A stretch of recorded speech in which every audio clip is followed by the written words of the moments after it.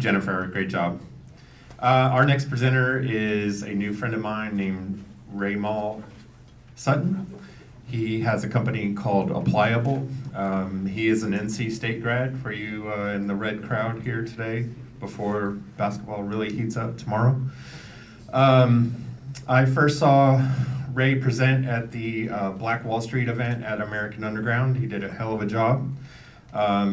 He is also from Eastern North Carolina, if we want to say Wallace, which is where River Landing is, where you might get gas between here and Wilmington.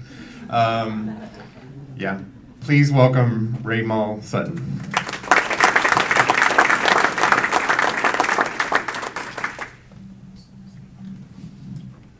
Good morning, everyone. My name is Raymahl Sutton. You guys can call me Ray since we're being introduced, and we're all going to be great friends afterwards. So I graduated from North Carolina State, go Pack, in December 2010. I was looking for jobs my last semester all the way up to May of 2011.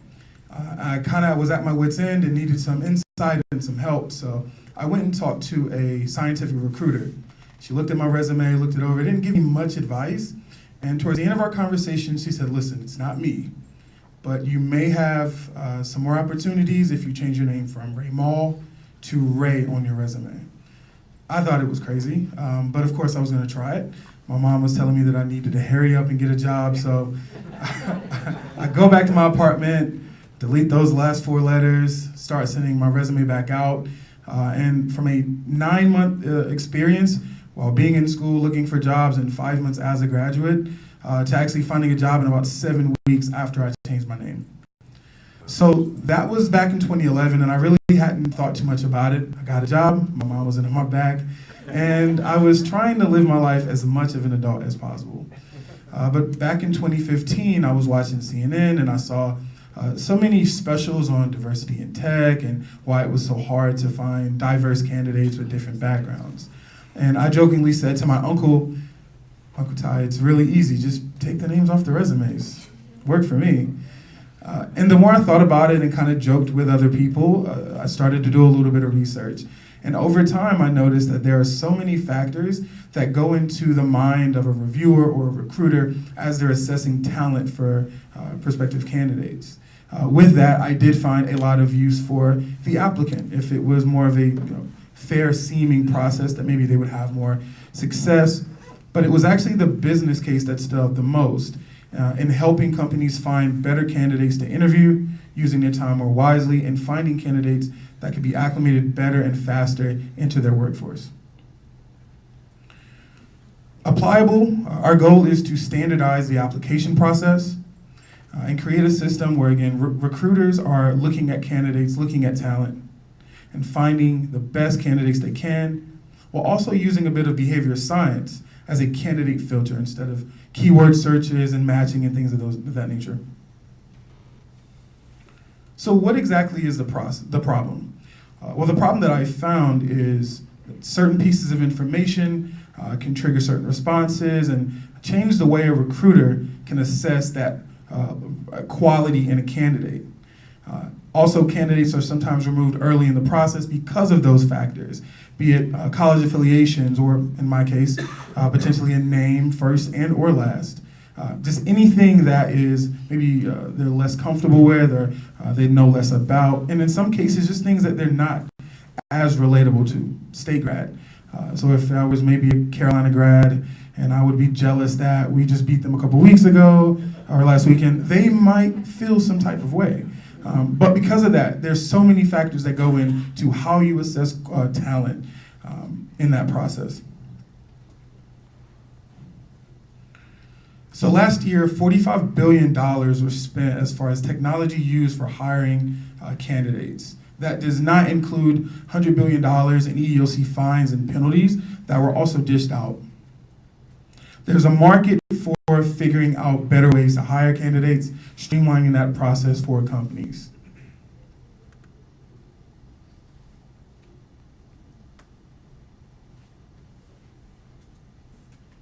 Oh, there we go. So what's the solution? Well, I've come up with a few ideas, things that I'm actually working on testing. Beta testing should start in about 3 weeks. One of those is behavior science filter. So instead of some systems that match words on a resume against words on the job post, looking for a candidate that could be more relatable, I'm actually employing a validated scale, a behavior science scale that will filter candidates based on behavioral markers in a few different categories, some of which I'll touch on very quickly in a bit. Something else that I think is also very positive is an anonymized system that removes some of those vanity metrics so that when you're actually reviewing candidates that make it out of that filter, you're not led astray by a name or the name of a college, even the year of graduation, the years you worked at other companies, the name of some of those companies, or specifically the languages that you speak and may add to your resume as well. These are each things that come into account overall in the process that can, again, move the needle in one positive or negative direction that can affect that view of quality. The other part is data collection and analysis, which most systems are very open to, especially with the EEOC, and the need to keep all of your candidates, those that apply, those that are actually interviewed, on record. And that's something that we've also worked to build in. So as far as business model, I'm looking to provide this software as a service, quarterly, yearly, figuring out a really good schedule to have companies use it as much as possible. But as this is something that's being introduced early on, there will be an opportunity for companies to just purchase the ability to post one job, review candidates for that one job, and continue on as they're testing.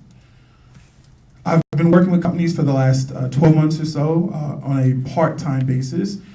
I did leave my full-time job last week, and Monday was my first day as a full-time entrepreneur, so. Yeah.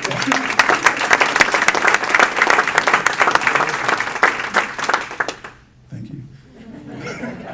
So I will be ramping that up over the next couple weeks as I'm finishing developing a couple things and testing them for the platform itself. In that last year or so, I have built a couple partners that are recruiting agencies or agencies that are actually working with companies who are looking to find software that can do exactly what we're creating. One of those is Personify in downtown Raleigh. They're an amazing company, and they actually will use the software that the company is using. They will actually use it on their behalf and then submit applicants over for review, which I thought was an amazing service as something they do on the side. So I'm working to actually get some companies using it in that particular instance. As far as growth, I'm really looking to partner with a few companies who are in the space already, applicant tracking systems, as the main thing that I want to get really, really good at early is the application process. So for some companies, they're going to actually like to use it all the way through the selection of those applicants, but for some companies, they have systems that they're already acclimated to. I'm working on creating an API to push those candidates back into those systems as well. As far as tactical, I have looked at a few additional markets where an anonymized review system as well as behavior science can be very advantageous. That's also in an upcoming slide as well. And as far as technology, I do think using the behavioral science instrument through a partner that I've met over the last couple months is something that I believe can really up the stakes in how we do business and also what the expectations kind of globally as far as candidate review and implementation. So there's some competitors in the space. Each of the companies here do things a bit differently. Some offer different features. I do think at this time, Plum is more the closest company to what Applyable is doing for jobs specifically.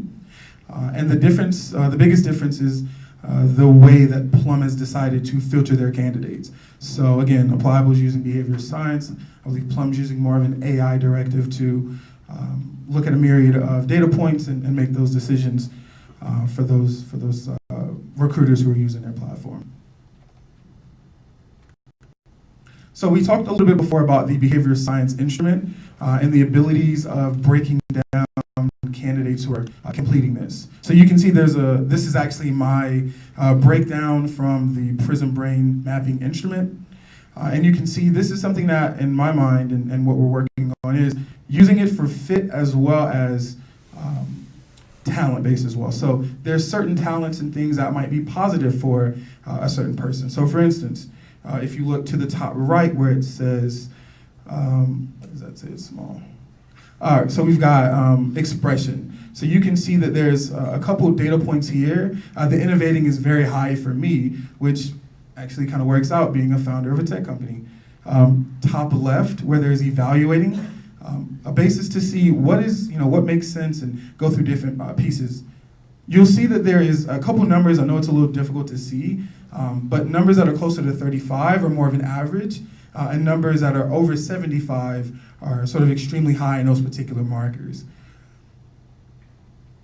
So as far as team, I am a solo entrepreneur, but I've built some partners to be able to help, to be able to work through some of the difficulties that a founder has. One of those is, again, Prism Brain Mapping, working with Mark.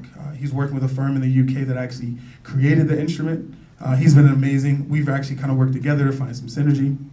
As well as Nick Jordan, who is a CEO of Smashing Boxes in Durham.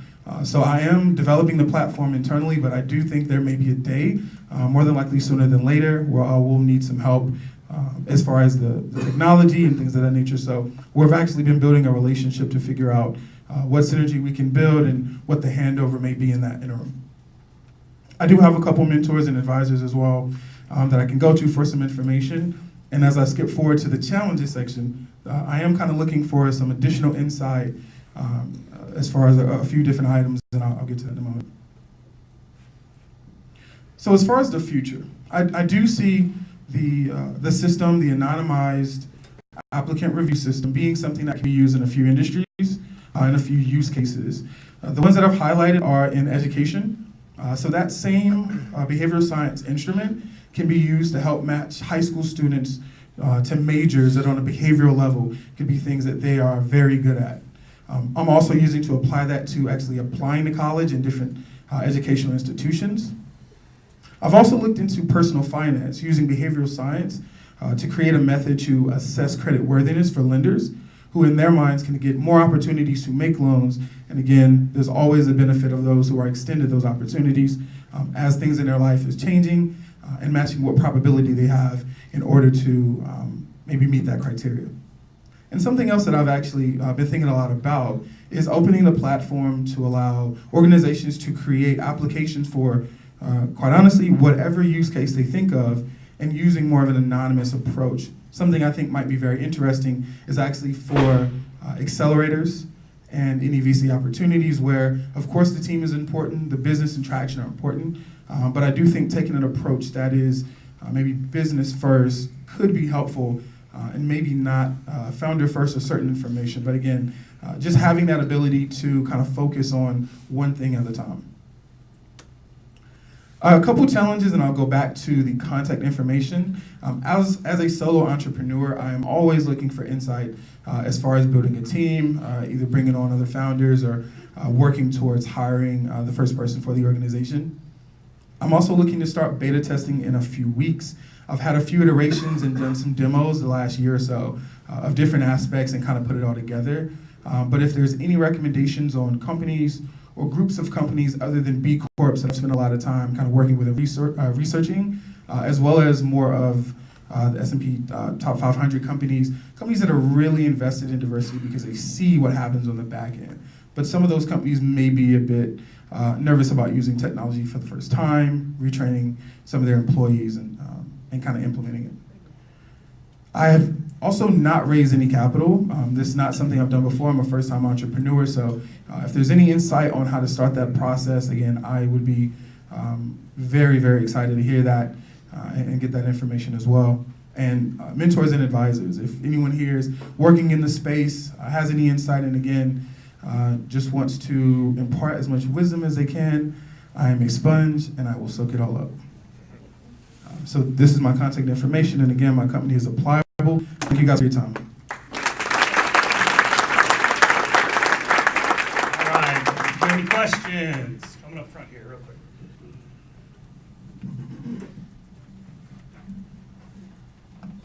Raymahl, awesome product. I think this thing has great application. Having spent my entire life on the talent acquisition side of things, I think this is needed and certainly something that would be very interesting to see how far you can take this. Question I have, one is around the candidate experience. It's a big deal. A lot of companies spend a lot of time making sure their process is one where candidates, have a positive experience through it. Tell me about that interface, kind of what the candidate experience is, and then ultimately at some point you become unblinded. And at what point is that, and is that definable within the process and the tool, that kind of thing? Great questions. So number one, well, I'll answer number two first. So as far as the unblind, this is actually one of the pieces I've been working with a lot of companies on to figure out. So for companies, there's two flows. Right now, I'm working through more of a introductory model and or freemium model, so I want to test out the effectiveness of that. But essentially in that initial model, it will allow one reviewer to go through these resumes. So I'll handle the applicant process as well. So candidates are actually going onto the site, creating an account, and they're logging their professional information that's saved into a database. So there's no uploading resumes, there's no, every time you apply to a job, putting in new information, that information is saved, and if things change, they can edit that information. And so once that professional information is added, they can apply for a job, and a resume is actually going to be rendered from that database data for each of those jobs.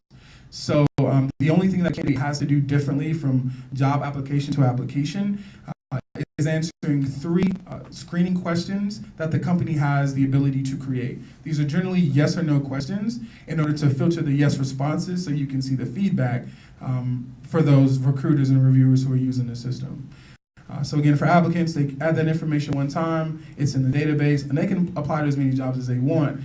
And again, that resume in different phases will be rendered. The first phase, again, has none of that personal information, just professional information. No name, name of college, name of previous employers.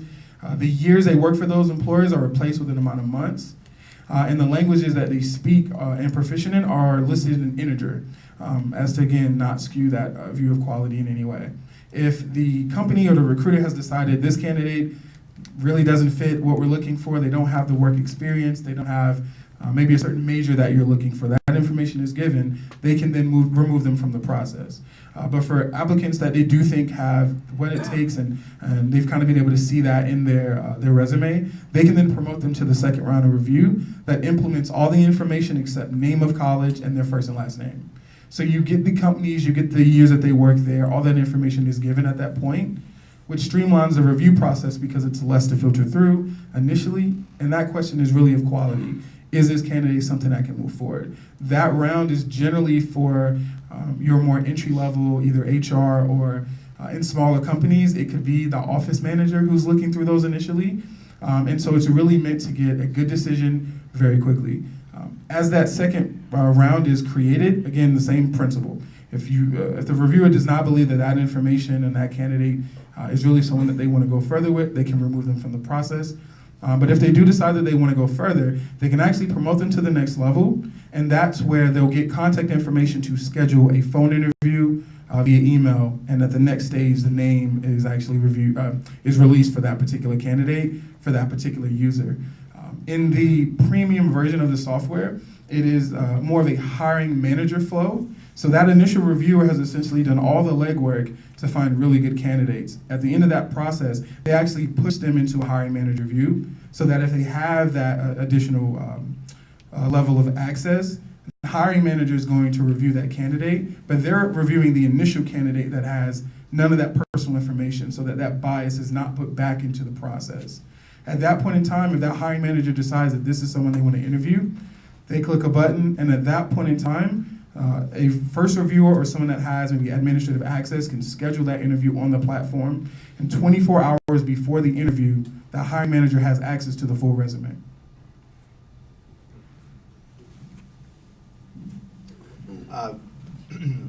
Raymahl, I think this is a great move in the direction of trying to improve our looking at people regardless of where they grew up or their background, etc. That said, there are a lot of things. My wife works in financial aid at a college, and as I hear her talking about the things that she has to evaluate and that comes to them through admissions, I think about all the things that people apply to that are, quite frankly, either nationality driven or in some cases even race or religion related. They only qualify if they have some of those, you know, if indeed they are revealing those kinds of things. So what I'm thinking about is I'd love for your product to continue to work for them.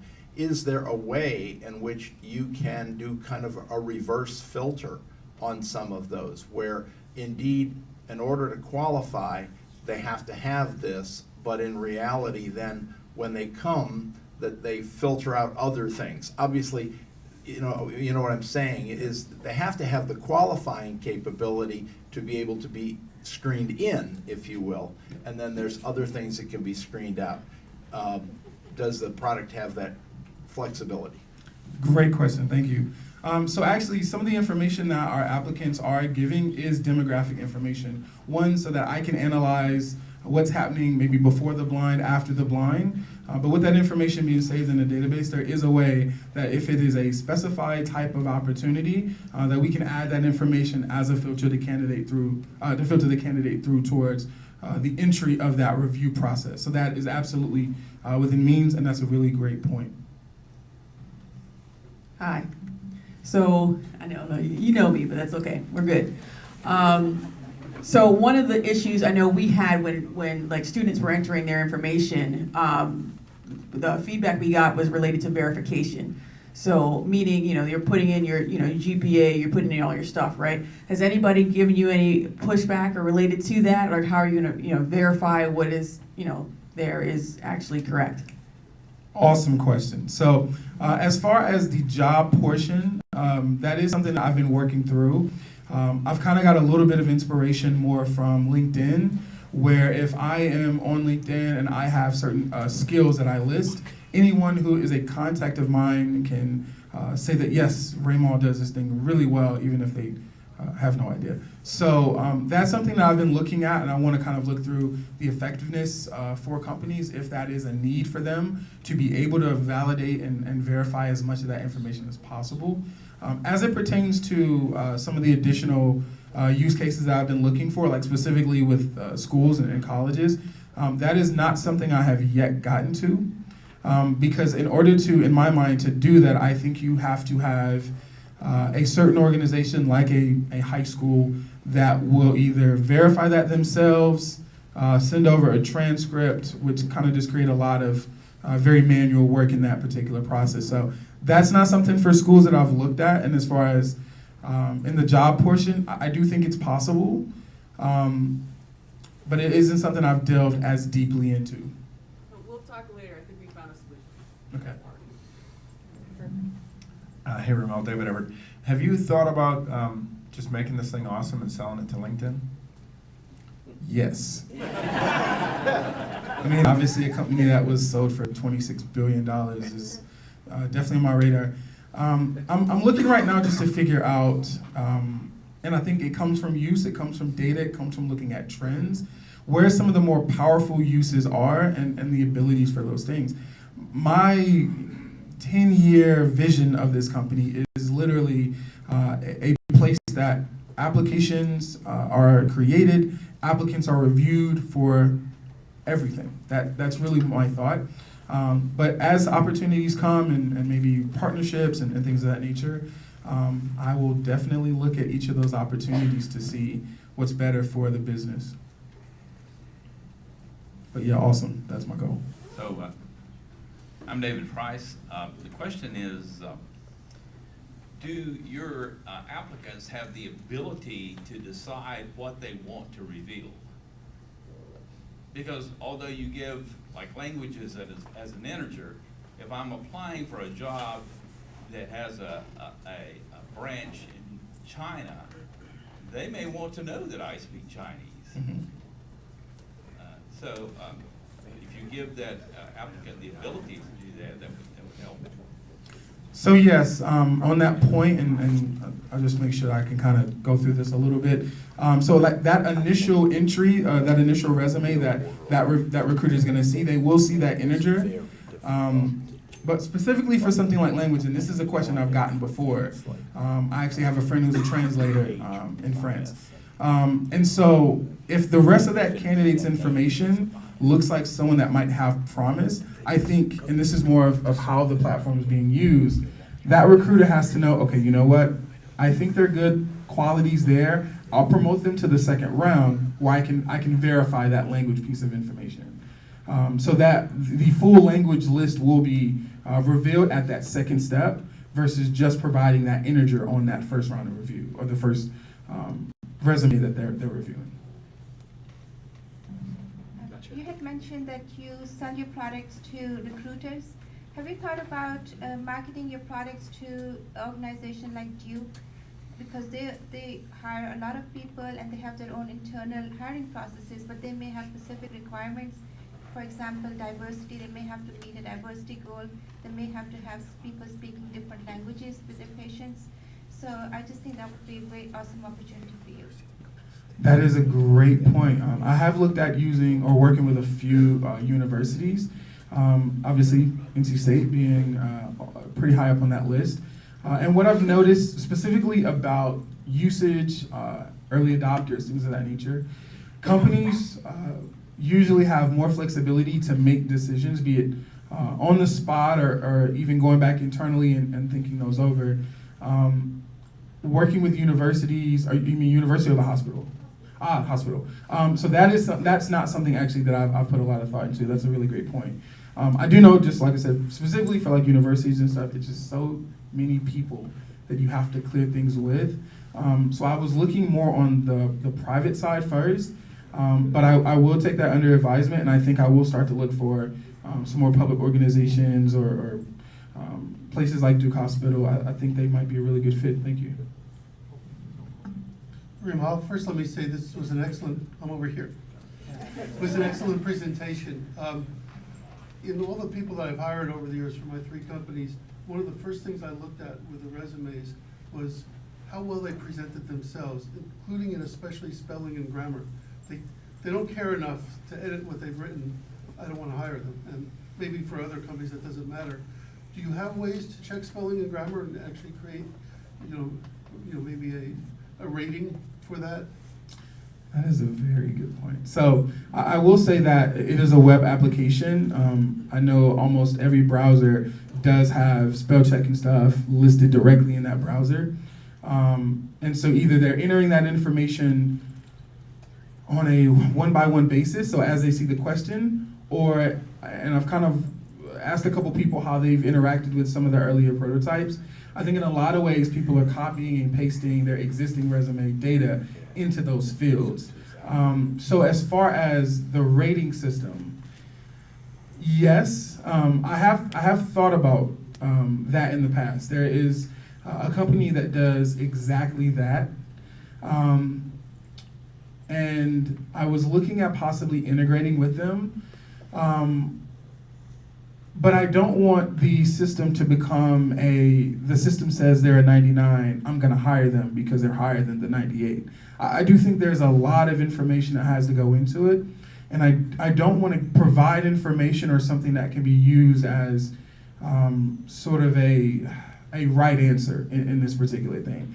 And even though, you might not use it that way, I do fear that, people can use something like a rating system to figure out this candidate's better than them because the system spat out a higher number than them. So it is something I've looked at, and I'll still revisit that. But I'm not sure in the end of the day, or greater good, whatever, of how beneficial that would actually be for people using the platform.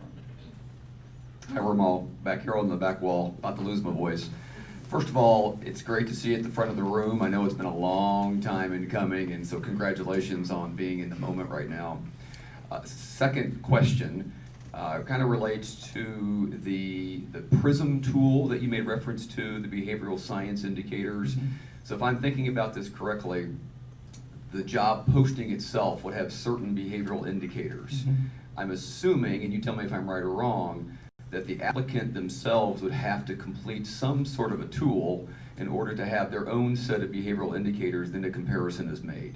Is that a fair assumption? Is that the direction you're heading? That is correct. Okay. Have you gotten any feedback on how that might impact back to the very original question, the candidate experience? So for people that I've asked, and there are other systems that use different tests, measures, and instruments to try to analyze those applicants. From a lot of applicants that I've spoken to, some don't like the idea of applying to a job anonymously. And I think from people that I've talked to, it's because I got feedback one time that said, hey, I paid X amount of tens of thousands of dollars to go to a prestigious college that has a very high rate of placement. This sounds like something that's gonna work against me. I don't like it. And I respected that. That was more of the minority of all the applicants that I've talked to and that have used the platform. And so ones that I have talked to, people that have seen it and I've just asked some questions from, that particular aspect was no problem. I have asked people specifically about doing something to create a baseline in our system for applicants. And again, I've heard people who are looking for jobs, if it takes 10 minutes, I don't have to think much about it. There isn't any math on it. It doesn't sound like something that most people are going to be averse to, but I will be asking more people, getting more feedback, just to make sure that that isn't something that's going to really interrupt the flow of the applicants. And then to the other point of the PRISM tool, it does allow companies to do one of two things. So, for example, let's say that I am IBM and I work in a behavioral science team. And we have 8 really awesome developers and we're looking to add developer number 9. The PRISM tool will actually allow those 8 developers to take the instrument, create baselines, and then filter candidates who most closely are meeting those markers of those particular team members, which again is awesome and can really help for as far as fit. And again, it's more on, the onus is on the recruiters as far as verifying that quality. So that's something that I think can be really powerful, as well as being able to create certain markers that you're looking for in candidates and then filter those through those markers. Raymahl again. One of the things that you haven't talked about is where your revenue stream comes from in this. I'm wondering whether or not you think that applicants will end up paying the majority of the cost or if companies will. And I will tell you, after hiring thousands of people, although I love the humanistic and altruistic motives of what you're doing, everybody today goes to LinkedIn as their first interview. And there's a reason for that. It's because you want to find out whether or not that public matches the resume that you've gotten. And if it doesn't, right, you almost automatically and immediately get screened out. So ultimately, what I'm really asking is, do you know that there's a market? Will people who hire people, will employers use this tool? Do they really want this tool? And does it have a market? Great question. I'm going to answer that question in 2 parts. Part number 1 is, and again, just as a reminder, I'm working on getting into beta testing.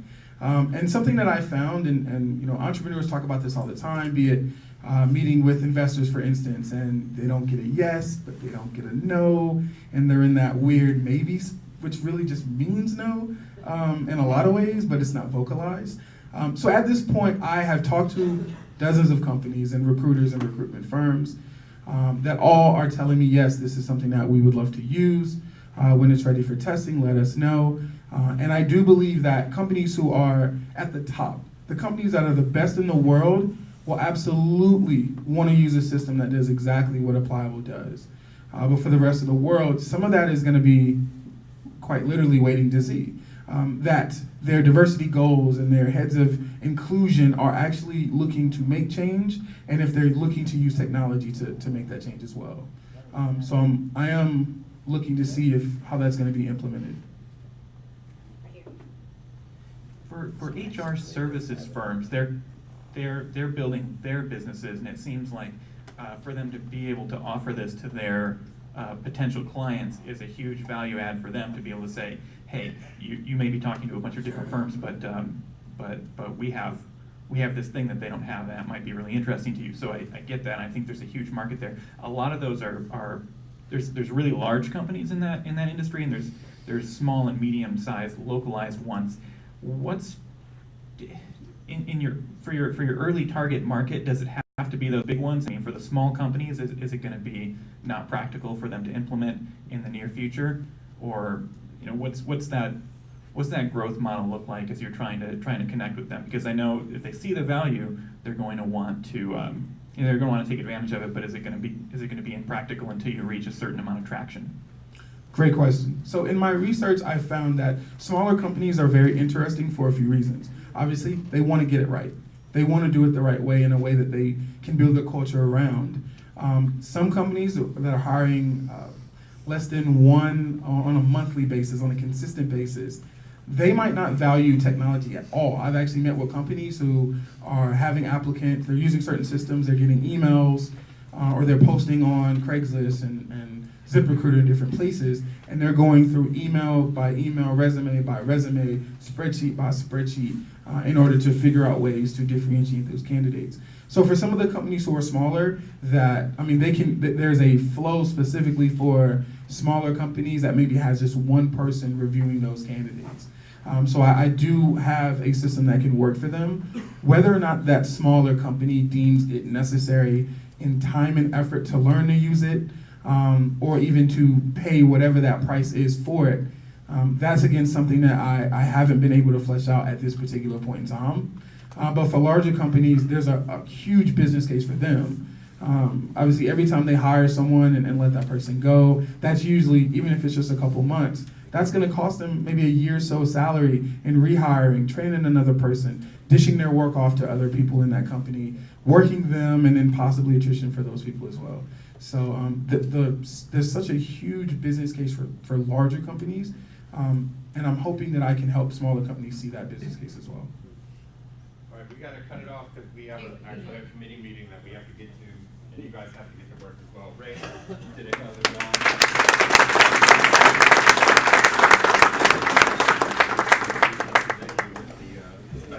Real quick. Also, real quick, everybody, just want to know, does anybody have any community announcements